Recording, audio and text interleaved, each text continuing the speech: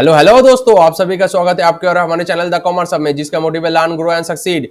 ये हमारा basic of accounts का थर्ड लेक्चर है एंड इससे पहले हम लोग दो लेक्चर ऑलरेडी अपलोड कर चुके हैं, जिसमें हम लोग गोल्डन रूल्स एंड उसके बाद types of accounts, journal, ledger already सीख चुके हैं। एंड ये जो थर्ड लेक्चर है इसमें हम लोग सीखने वाले हैं कि कैसे हम लोग trial balance and cash book prepare कर सकते हैं। उसके बाद trading and profit and loss account किस तरीके से प्रिपेयर किया जाता है एंड उसके बाद हम लोग सीखने वाले हैं कि कैसे बैलेंस शीट प्रिपेयर किया जाता है। तो चलिए शुरू करते हैं।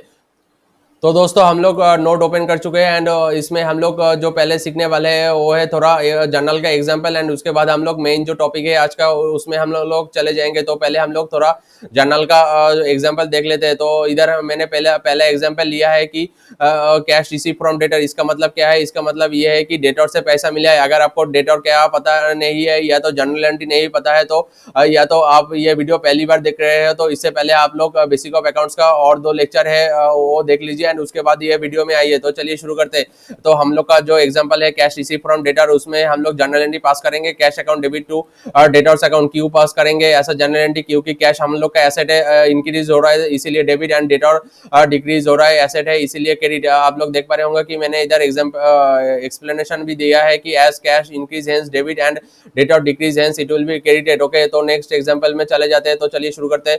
नेक्स्ट जो एग्जांपल है उसमें हम लोग आ जाएंगे। उसमें है कैश पेमेंट टू क्रेडिटर, मतलब क्रेडिटर को मैंने पेमेंट किया है, क्रेडिटर को पेमेंट किया है, इसका जर्नल एंट्री क्या होगा? इसका जर्नल एंट्री होगा कि creditor account debited to cash account. ऐसा जर्नल एंट्री क्यों होगा? क्रेडिटर है हम लोग का लायबिलिटी। अगर लायबिलिटी घटता है तो डेबिट होता है एंड जो कैश है वो अगर घटता है, कैश एसेट है तो वो अगर घटता है तो उसमें हम लोग क्रेडिट करेंगे। ओके, तो मैंने इधर जो एक्सप्लेनेशन दिया है वो भी देख लीजिए। Creditor is a liability and whenever it decrease it will be debited and as liability decrease, because liability decrease हुआ है इसीलिए हम लोग क्रेडिटर को डेबिट करेंगे एंड कैश जो है एसेट है वो डिक्रीज हुआ है इसीलिए उसको हम लोग क्रेडिट करेंगे। तो उसके बाद जो एग्जांपल है वो हम लोग देख लेते हैं। उसके बाद जो एग्जांपल है वो है सोल्ड ऑफ एसेट। ओके, हम लोग ने क्या किया है? एसेट सोल्ड किया है। एसेट अगर सोल्ड किया है उसमें जर्नल एंट्री क्या पास होगा? उसमें जर्नल एंट्री पास होगा कैश अकाउंट, कैश और bank account debited to asset account. अगर आप लोग कोई एसेट सोल्ड करेंगे उससे आप लोग को क्या आएगा? उससे आप लोग को क्या मिलेगा? कैश मिलेगा। ओके, तो कैश अगर आया है मतलब कैश इंक्रीज हुआ है तो कैश डेबिट होगा एंड आप लोग के पास से क्या जा रहा है? एसेट जा रहा है तो एसेट क्या होगा? एसेट क्रेडिट होगा। तो वही जर्नल एंट्री हम लोग पास करेंगे। तो चलिए देख लेते हैं कि नेक्स्ट जर्नल एंट्री क्या है। नेक्स्ट जर्नल एंट्री है कि रिसीव ऑफ इनकम, मतलब आप लोग को कोई इनकम रिसीव हुआ है।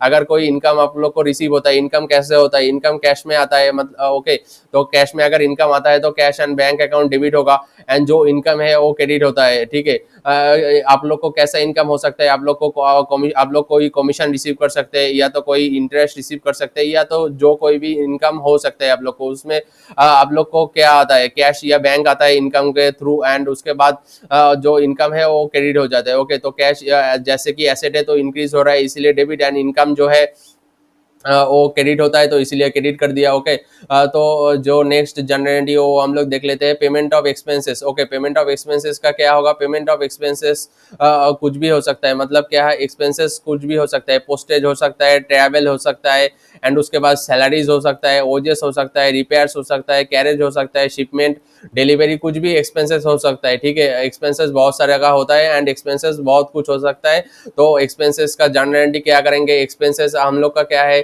एक्सपेंसेस डेबिट होता है। ओके, एंड जो एक्सपेंसेस को हम लोग जब चुकाएंगे तो उसमें हम लोग का क्या जाएगा? कैश जाएगा। कैश क्या है? कैश है एसेट, तो एक्सपेंसेस डेबिट होगा एंड कैश एसेट है इसीलिए डिक्रीज हो रहा है तो इसीलिए हम लोग उसको क्रेडिट कर देंगे। तो जनरली क्या होगा? Expenses account debited to cash account. Okay okay, and तो हम लोग देख लेते हैं नेक्स्ट जो एग्जांपल है उसमें क्या है? उसमें है एग्जांपल ऑफ कॉन्ट्रा एंट्रीज। आप लोग को समझना होगा कि कॉन्ट्रा एंट्रीज क्या होता है। कॉन्ट्रा एंट्रीज तभी पास किया जाता है जब हम लोग बैंक में पैसा डिपॉजिट करते हैं एंड या तो बैंक से हम लोग कैश डिपॉजिट करते हैं। ओके, आप लोग को समझना होगा कि हम लोग दोनों अकाउंट मेंटेन कर रहे हैं, कैश अकाउंट भी मेंटेन कर रहे हैं एंड बैंक अकाउंट भी मेंटेन कर रहे हैं। तो हम लोग जब कोई अकाउंट डेबिट होता है तो दूसरा अकाउंट क्रेडिट होता है। ओके, तो इसी तरीके से हम लोग कॉन्ट्रा पास करेंगे। तो इसमें क्या लिखा है वो हम लोग पहले पढ़ लेते हैं। Okay, cash deposited into bank, as in this case cash and bank are assets and one asset is decreasing and another asset is increasing, it is regarded as contrary. Okay, इसमें क्या हो रहा है, बैंक एंड कैश। ओके, ये जो दो account है, ये दोनों अकाउंट एसेट नेचर का है। ओके, एंड जब एक एसेट इंक्रीज होता है तो डेबिट होता है, एंड दूसरा एसेट डिक्रीज होता है तो क्रेडिट होता है। ओके, तो हम लोग कॉन्ट्रा एंट्री का एग्जांपल देख लेते हैं। तो चलिए शुरू करते हैं। इधर आप लोग देख पा रहे होंगे, इधर हम लोग दो एंट्री पास करेंगे। एक तो bank account debited to cash account pass करेंगे जब हम लोग कैश बैंक में डिपॉजिट कर रहे हैं करेंगे। ओके, जब हम लोग कैश बैंक में डिपॉजिट करेंगे तो क्या होगा, तो कैश हम लोग से डिक्रीज हो जाएगा एंड बैंक इंक्रीज हो जाएगा, क्योंकि बैंक में पैसा इंक्रीज होगा। ओके, तो इसीलिए हम लोग क्या करेंगे, bank account debited to cash account कर देंगे। ओके, एंड उसके बाद हम लोग और एक एग्जांपल ले सकते हैं। ओके, और एक एग्जांपल कैसे ले सकते हैं कि जब हम लोग बैंक से कैश विथड्रॉ करेंगे तब हम लोग के पास क्या क्या आएगा, तब हम लोग के पास आएगा कैश। ओके, तब हम लोग के पास कैश इंक्रीज होगा तो कैश डेबिट होगा एंड बैंक क्या होगा, बैंक क्रेडिट हो जाएगा। ओके, तो आज का एग्जांपल यही तक है, एंड उसके बाद हम लोग चले जाएंगे मेन टॉपिक पे। उसका नोट मैं ओपन कर लेता हूँ। तो चलिए शुरू करते हैं। तो दोस्तों, नोट ओपन कर लिया है मैंने, एंड जो आज का जो सेकंड टॉपिक है वो है types of asset. And asset क्या होता है बिजनेस में, asset in the business mean expenses made by the business from which business gets benefit. इसका मतलब क्या है, इसका मतलब ये है कि बिजनेस में हम लोग उसी को एसेट मानेंगे जिसमें हम लोग एक्सपेंसेस करते हैं एंड उससे हम लोग को बेनिफिट मिलता है। तो एसेट को हम लोग दो तरीके से क्लासिफिकेशन कर सकते हैं, एक है फिक्स एसेट एंड दूसरा है करंट एसेट। ओके, एंड जो फिक्स एसेट है वो क्या है, fix asset are those type of asset which are mainly holding for long term period like machinery, furniture, motor car, land and building, computers। इसका मतलब क्या हुआ, इसका मतलब यह है कि फिक्स एसेट उसी को हम लोग मानेंगे जो हम लोग लॉन्ग पीरियड तक होल्ड कर सकते हैं। इसका मतलब क्या है, मोर देन 12 मंथ्स या तो 2 साल, 5 साल, 10 साल के लिए हम लोग होल्ड करते हैं किसी एसेट को, उसी को हम लोग फिक्स एसेट मानते हैं। एंड आप लोग देख पा रहे होंगे कि एग्जाम्पल क्या लिया है मैंने, मशीनरी, उसके बाद furniture, motor car and land and building, and उसके बाद कंप्यूटर्स, जो हम लोग मेनली 12 महीने या तो 2 साल, 5 साल, 10 साल से हम लोग ज्यादा यूज करते हैं। ओके, तो इसी को हम लोग नाम देंगे फिक्स एसेट। ओके, एंड जो करंट एसेट है वो क्या है, current asset are those type of asset which are generally holding for 12 month periods for और normal cycle of business like stock, prepaid expenses, debtors, cash and cash equivalent. इसका मतलब क्या है, इसका मतलब ये है कि जो करंट एसेट होने वाला है वो जनरली हम लोग लेस देन 12 मंथ के लिए होल्ड करते हैं। इसका मतलब क्या है, वो जो एसेट है वो हम लोग 12 मंथ से ज्यादा होल्ड नहीं करते एंड 12 मंथ के अंदर उसको हम लोग यूज कर लेते हैं। इसका जो एग्जांपल है वो है स्टॉक या तो prepaid expenses, debtors, cash and cash equivalent.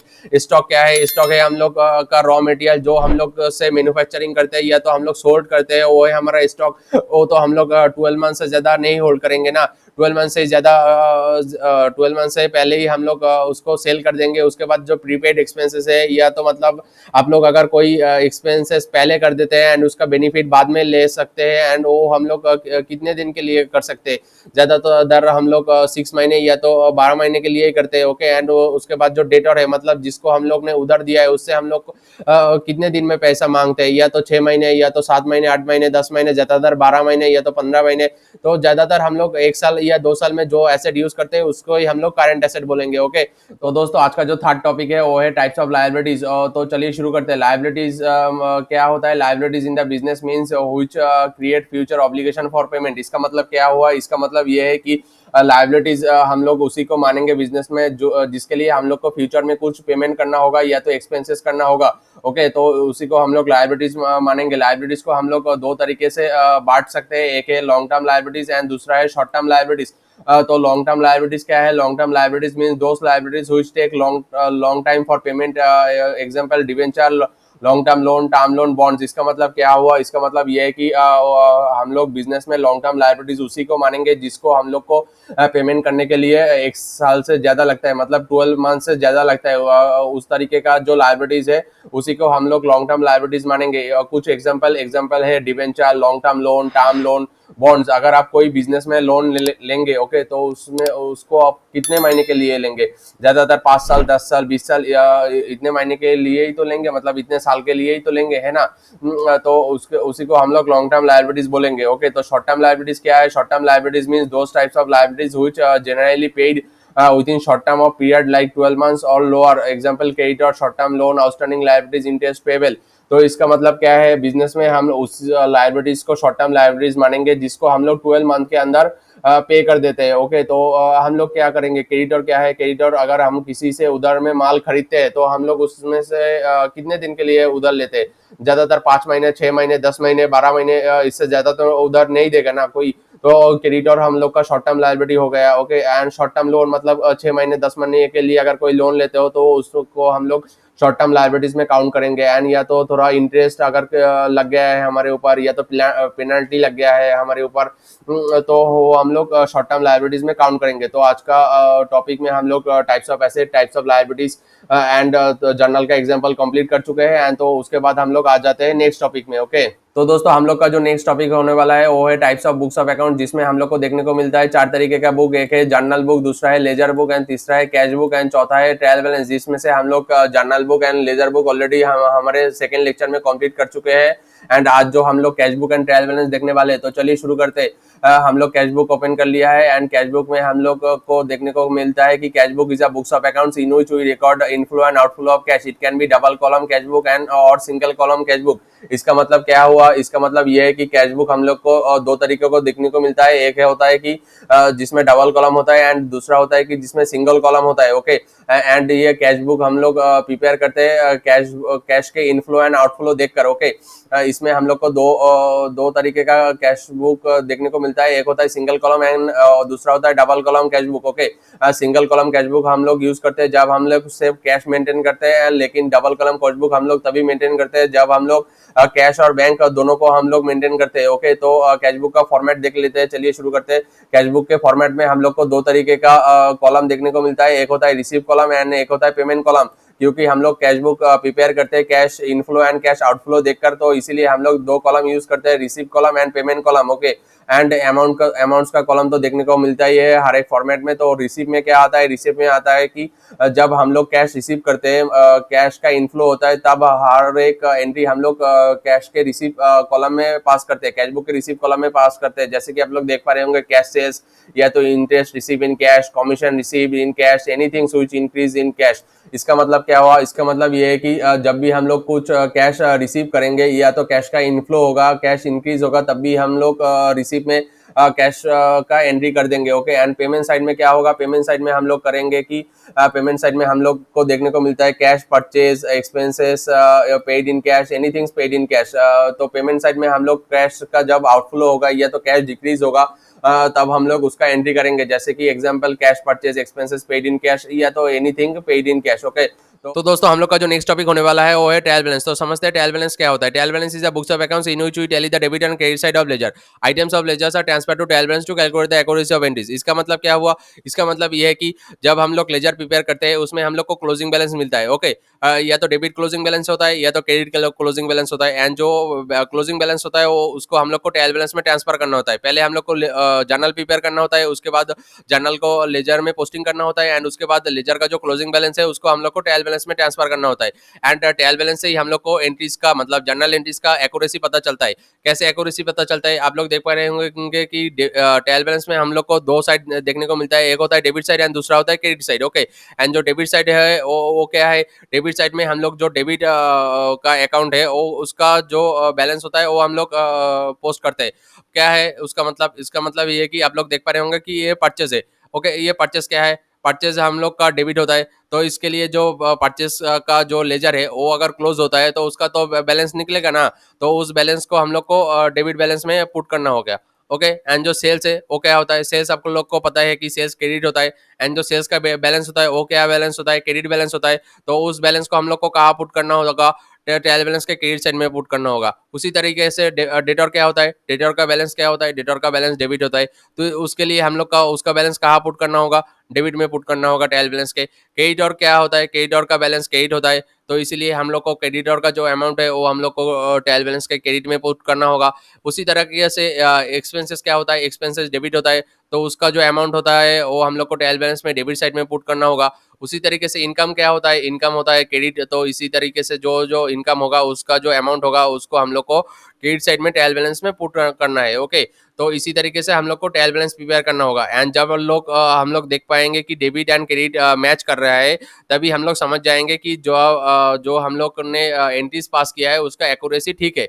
क्यों एक्यूरेसी ठीक है? क्योंकि ये दो debit and credit side match कर रहा है, इसी में से पता चलता है कि उसमें अमाउंट का कोई गलती नहीं है। ओके, एंड आप लोग जब देख पाएंगे कि इधर कोई बैलेंस आ रहा है, मतलब सेम नहीं हो रहा है डेबिट एंड क्रेडिट का बैलेंस, तभी आप लोग को पता चल जाएगा कि लेजर में या तो जर्नल में कहीं जगह गड़बड़ हुआ है। ओके, अमाउंट पुट करने में या तो एंट्री पास करने में कोई गड़बड़ हुआ है। ओके, इसी तरीके से हम लोग को ट्रायल बैलेंस से एंट्रीज का, जर्नल एंट्रीज का एक्यूरेसी पता चलता है। ओके, तो हम लोग देख लेते हैं नेक्स्ट टॉपिक क्या है।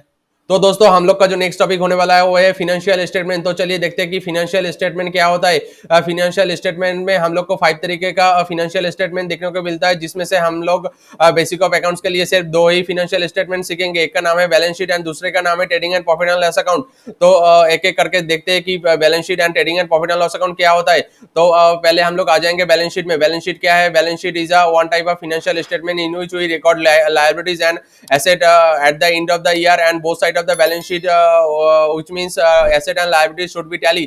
इसका मतलब क्या हुआ? इसका मतलब ये है कि बैलेंस शीट एक फाइनेंशियल स्टेटमेंट है जिसमें हम लोग एसेट एंड लायबिलिटीज रिकॉर्ड करते हैं हम लोग का ईयर जब खत्म होने वाला है तब। ओके, एंड उसमें हम लोग एसेट एंड लायबिलिटीज रिकॉर्ड करते हैं एंड एसेट एंड लायबिलिटीज दोनों साइड टैली होना चाहिए बैलेंस शीट में, तभी हम लोग फाइनेंशियल स्टेटमेंट पूरा कर पाएंगे। ओके, तो नेक्स्ट आ जाते हैं हम लोग ट्रेडिंग अकाउंट पे। ट्रेडिंग अकाउंट क्या है? Trading and profit and loss account में हम लोग को 2 पार्ट देखने को मिलता है। एक होता है ट्रेडिंग अकाउंट एंड दूसरा होता है प्रॉफिट एंड लॉस अकाउंट। एक ओके, एंड ट्रेडिंग अकाउंट से हम लोग को मिलता है gross profit and profit and loss account से हम लोग को मिलता है net profit. Okay, and trading account में हम लोग क्या रिकॉर्ड करते हैं? ट्रेडिंग अकाउंट में हम लोग रिकॉर्ड करते हैं manufacturing purchase stock related items. Okay, and जो प्रॉफिट मतलब जो प्रॉफिट एंड लॉस अकाउंट है उसमें हम लोग रिकॉर्ड करते हैं profit and expenses and losses related items. Okay, तो ये हम लोग देखते हैं कि कैसे हम लोग trading and profit and loss account prepare कर सकते हैं। ओके, तो trading and profit and loss account में प्रिपेयर करने के लिए हम लोग को पहले उसका फॉर्मेट देखना होगा। तो चलिए हम लोग देख लेते हैं कि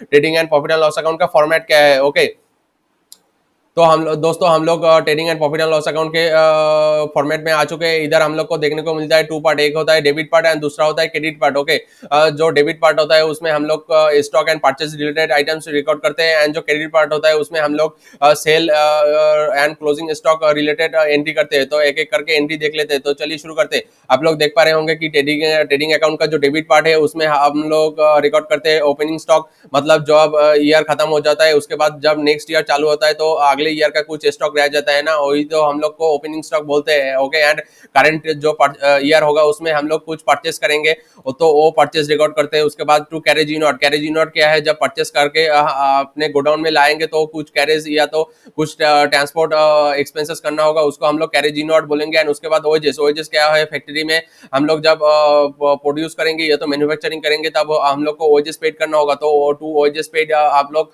ट्रेडिंग अकाउंट के डेबिट साइड में लाएंगे। आप लोग देख पा रहे होंगे trading and profit and loss account का 2 पार्ट है। ये है ट्रेडिंग अकाउंट का पार्ट एंड जो उसके बाद हम लोग प्रॉफिट एंड लॉस अकाउंट का पार्ट देखेंगे। ओके, तो उसके बाद क्या आता है? उसके बाद आता है क्रेडिट साइड। क्रेडिट साइड में क्या है? ट्रेडिंग अकाउंट के क्रेडिट साइड में हम लोग रिकॉर्ड करते हैं सेल जो भी सेल हो, क्रेडिट सेल हो, कैश सेल हो, आप लोग को ट्रेडिंग अकाउंट के क्रेडिट साइड में रिकॉर्ड करना है। एंड उसके बाद जो क्लोजिंग स्टॉक उस साल का रह जाता है उसको आप लोग को क्रेडिट साइड में रिकॉर्ड करना है। एंड उसके बाद जो टोटल आएगा उससे डेबिट साइड माइनस करना है। मतलब क्या? क्रेडिट साइड में ट्रेडिंग अकाउंट का जो टोटल होगा उसको ट्रेडिंग अकाउंट के डेबिट साइड से माइनस करना होगा। एंड उसके बाद हम लोग को बैलेंसिंग फिगर मिल जाएगा ग्रॉस प्रॉफिट। ओके, मैं हाईलाइट कर रहा हूँ क्या? Gross profit. Okay, gross profit मिल जाएगा हम लोग को। ओके, ये ग्रॉस प्रॉफिट हम लोग को क्या करना है? ग्रॉस प्रॉफिट को हम लोग को कैरी डाउन करना है। कहाँ कैरी डाउन करना है? राइट साइड में, मतलब क्रेडिट साइड में कैरी डाउन करना है। उसके बाद ही इधर जो देख पा रहे होंगे ये जो पार्ट है ये part profit and loss account का पार्ट है। ओके, ये जो पार्ट है ये पूरा क्या पार्ट है? ये पूरा पार्ट है प्रॉफिट एंड लॉस अकाउंट का पार्ट है। ओके, तो हम लोग इधर ग्रॉस प्रॉफिट को क्रेडिट करके लाएंगे एंड उसके बाद हम लोग ये जो साइड है इसमें हम लोग पूरा का पूरा खर्चा, मतलब जो डेबिट साइड है इसमें हम लोग पूरा का पूरा खर्चा एंड एक्सपेंसेस लॉसेस रिकॉर्ड करेंगे। एंड इसके बाद जो क्रेडिट साइड आएगा उसमें हम लोग रिकॉर्ड करेंगे इनकम्स एंड प्रॉफिट्स। ओके, तो देख लेते हैं एक एक करके एग्जाम्पल के माध्यम से कि कौन सा एक्सपेंसेस आ सकते हैं एंड कौन सा इनकम हम लोग को प्रॉफिट एंड लॉस में दिख सकता है। ओके, तो पहले हम लोग को जो एक्सपेंसेस दिख सकता है वो है टू कैरेज आउटवर्ड, उसके बाद to travel expenses, to commission paid and to interest paid and to loss and sale of asset, to discount allowed and to abnormal loss. Okay, तो आप लोग को देख पा रहे होंगे कि हम लोग ट्रेडिंग अकाउंट में फैक्ट्री रिलेटेड जो खर्चा है वो हम लोग ने रिकॉर्ड किया एंड उसके बाद सेल रिकॉर्ड किया। सेल से फैक्ट्री रिलेटेड खर्चा माइनस करने के बाद जो बचा वो है ग्रॉस प्रॉफिट।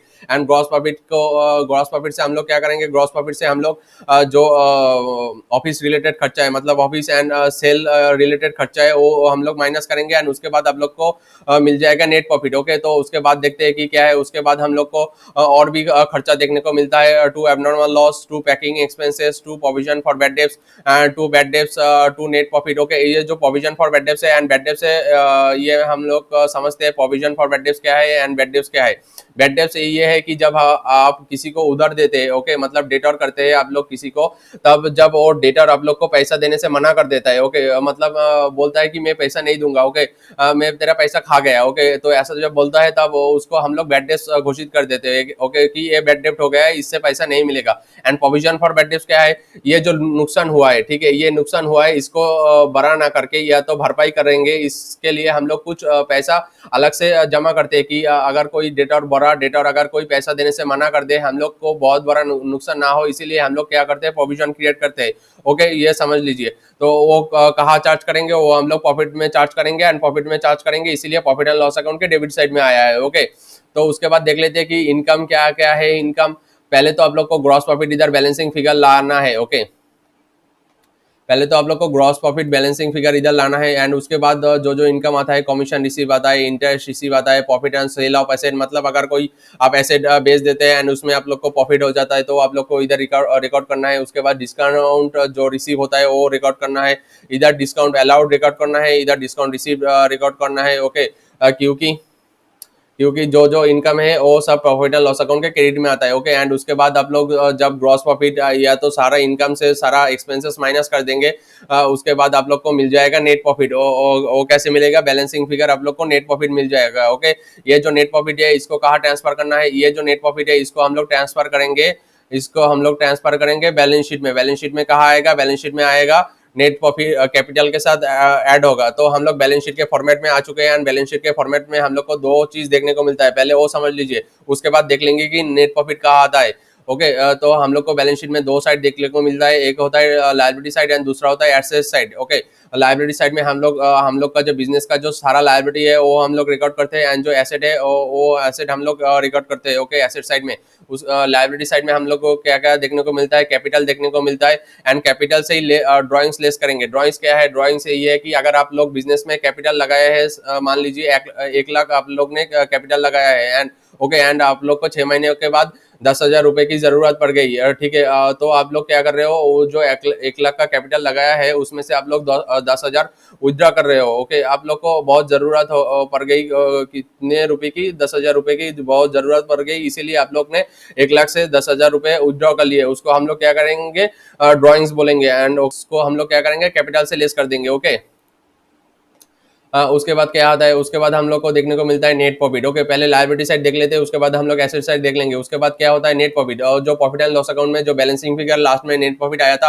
वो हम लोग कैपिटल के साथ ऐड कर देंगे, क्योंकि हम लोग नेट प्रॉफिट विथड्रॉ नहीं कर रहे हैं, हम लोग बिजनेस में फिर से वो जो प्रॉफिट हुआ है वो फिर से बिजनेस में कैपिटल के जैसा लगा रहे हैं, जिससे कि बिजनेस ग्रो हो सकते हैं। ओके, तो इसीलिए नेट प्रॉफिट हम लोग कैपिटल में ऐड कर रहे हैं। ओके, एंड उसके बाद देखने को मिलता है long term liabilities. Long term liabilities क्या है वो हमने समझ लिया था पहले ही। उसके बाद लॉन्ग टर्म लायबिलिटीज में क्या आता है, लॉन्ग टर्म लायबिलिटीज में आता है डिवेंचर, टर्म लोन, ये हम लोग ने पहले ही समझ लिया। उसके बाद क्या आता है, उसके बाद आता है current liabilities. Okay, current liabilities में क्या है, करंट लायबिलिटीज में आता है आप लोग का क्रेडिट और outstanding liabilities, provision for bad debts. Okay, and उसके बाद टोटल हो जाता है। तो current liabilities and long term liabilities हमने पहले ही समझ लिया था कि क्या होता है। उसके बाद एसेट साइड में आ जाते हैं। एसेट साइड में आप लोग को देखने को मिलता है fix asset and current asset. Okay, दो चीज देखने को मिलता है, एक होता है फिक्स एसेट एंड दूसरा होता है current asset. Okay, fix asset में क्या क्या है? फिक्स एसेट में आप लोग को देखने को मिलता है machinery, motor car, furniture, computer, land and building, patents, copyrights, goodwill. Okay, इसमें से आप लोग को machinery, motor car, furniture, computer, land and building ये पढ़ के तो आप लोग को समझ आ रही होगा कि ये फिक्स एसेट क्यों है। क्योंकि ये इसको खरीदने के लिए बहुत सारे एक्सपेंसेस करना होता है एंड ये जनरली हम लोग बहुत सालों के लिए इस्तेमाल करते हैं, ज्यादातर 12 महीने या तो 1 साल से ज्यादा इस्तेमाल करते हैं, इसीलिए हम लोग को इसको फिक्स एसेट बोलते हैं। ठीक है, तो समझते हैं कि हम लोग पेटेंट क्या होता है। पेटेंट्स क्या होता है? पेटेंट्स होता है कि आप जब किसी को कॉपीराइट्स या तो पेटेंट देते हैं, किसी चीज को मैन्युफैक्चरिंग करने का कॉपीराइट या तो पेटेंट देते हैं या तो राइट देते हैं, उसको हम लोग कॉपीराइट या तो पेटेंट बोलते हैं। ठीक है, एंड बिजनेस में वो आपका एसेट होता है। ओके, उसके बाद आप लोग को क्या मिलता है? गुडविल। गुडविल क्या? गुडविल का मतलब क्या है? गुडविल मतलब ये है कि ये सेल्फ जनरेटेड होता है। मतलब क्या? ये खुद से जनरेट होता है। जितना आप काम करेंगे, जितना अच्छा काम करेंगे, उतना आपके कस्टमर के अंदर गुडविल जनरेट होगा आपके बिजनेस के लिए। ओके, उसके बाद क्या आता है? उसके बाद आता है करंट एसेट। करंट एसेट क्या होता है? करंट एसेट क्या होता है वो हमने पहले ही समझ लिया था कि एसेट दो तरीके का देखने को मिलता है, fix asset and current asset. ठीक है, उसके उसके अंडर क्या होता है? उसके अंडर होता है इन्वेंटरी। इन्वेंटरी क्या होता है? इन्वेंटरी होता है कि जो हम लोग का स्टॉक होता है उसको हम और एक नाम दे सकते हैं इन्वेंटरी। एंड स्टॉक क्या है? स्टॉक है जिससे हम लोग मैन्युफैक्चरिंग करते हैं या तो सोल्ड करते हैं। ओके, तो आप लोग ने देखा था कि जो ट्रेडिंग अकाउंट है उसमें हम लोग क्लोजिंग स्टॉक राइट साइड में सेल के बाद में प्लेस करते हैं। ओके, एंड उसी तरीके से जो क्लोजिंग स्टॉक है वो आप लोग को देखने को करंट एसेट के current asset sorry balance sheet के करंट एसेट में पुट करना होगा। क्यों पुट करना होगा? क्योंकि वो हम लोग का एसेट है। ईयर एंड के बाद हम लोग को सारा एसेट जब हम लोग समेट रहे हैं तो हम लोग ने देखा कि इन्वेंटरी भरा हुआ है। तो इन्वेंटरी क्या है? इन्वेंटरी भी हम लोग का एसेट है क्योंकि हम लोग अगले साल इस्तेमाल करेंगे। उसके बाद क्या आता है? उसके बाद आता है डेट और prepaid expenses, accrued interest and advances, advance loan and given, cash and cash equivalent. Advance and loan and advance और लोन गिवन मतलब क्या है? अगर आप किसी को एडवांस पेमेंट करते हैं किसी चीज पाने के लिए, उसको हम लोग एसेट ट्रीट करेंगे क्योंकि उससे हम लोग को कुछ लेना है। एंड उसके बाद हम लोग लोन, अगर किसी को लोन देते हैं तो उसको हम लोग एसेट की तरह ट्रीट करते हैं क्योंकि उससे हम लोग को इंटरेस्ट चाहिए होता है या तो वो लोन हम लोग को लेना होता है उससे। उसके बाद cash and cash equivalent, cash तो पता ही होगा। तो इधर बैलेंस शीट खत्म होता है। ठीक है, लेकिन क्या लायबिलिटीज एंड जो बैलेंस शीट का जो एसेट साइड है उसका जो जब टोटल करेंगे तब आप लोग को दोनों टैली करना चाहिए, नहीं तो फाइनेंशियल स्टेट में कुछ गड़बड़ है। ओके, या तो करंट एसेट में गड़बड़ हो सकता है, फिक्स एसेट में गड़बड़ हो सकता है, या तो लायबिलिटीज के किसी साइड में गड़बड़ हो सकता है। ये जो बैलेंस है ये हमेशा हमेशा टैली करना चाहिए। ओके, तो आज का वीडियो यही तक। एंड शायद हम लोग का जो बेसिक ऑफ अकाउंट्स का जो 3 लेक्चर है वो खत्म हो चुका है पूरा का पूरा। ओके, एंड इसमें जो जो हम लोग ने सीखा है ये आप लोग को अच्छे तरीके से आना होगा टैली सीखने के लिए, या तो 11-12 में आप लोग को ये बहुत काम आएगा। ओके, तो आप लोग को पहले क्या करना होगा? पहले आप लोग को ये 3 वीडियो अच्छे से देखना होगा एंड उसके बाद ही टैली प्रैक्टिकल का शुरुआत करना होगा। ओके, एंड शायद इसके बाद टैली प्रैक्टिकल का ही वीडियोस आएगा क्योंकि ये जो बेसिक ऑफ अकाउंट्स है ये शायद खत्म हो चुका है। ठीक है, इसके बाद हम लोग को और कुछ नहीं है। एंड इसके बाद आप लोग देख पा रहे होंगे कि इंट्रोडक्शन ऑफ टैली है। ओके, तो बेसिक ऑफ अकाउंट्स का 3 ही लेक्चर हुआ है एंड ये 3 ही लेक्चर आप लोग को अच्छे तरीके से आना होगा एंड उसके बाद ही आप लोग टैली में काम कर पाएंगे। ओके, एंड 11-12 में तो आना ही चाहिए, नहीं तो कॉमर्स का कुछ ही नहीं है क्योंकि अकाउंट सबसे पहले है एंड अकाउंट्स को आप लोग को सबसे जरूर से जरूर आना चाहिए। ओके, तो अगर वीडियो अच्छा लगा तो लाइक कर दीजिए, शेयर कर दीजिए एंड सब्सक्राइब कर दीजिए एंड हमारे साथ बने रहिए। Thank you.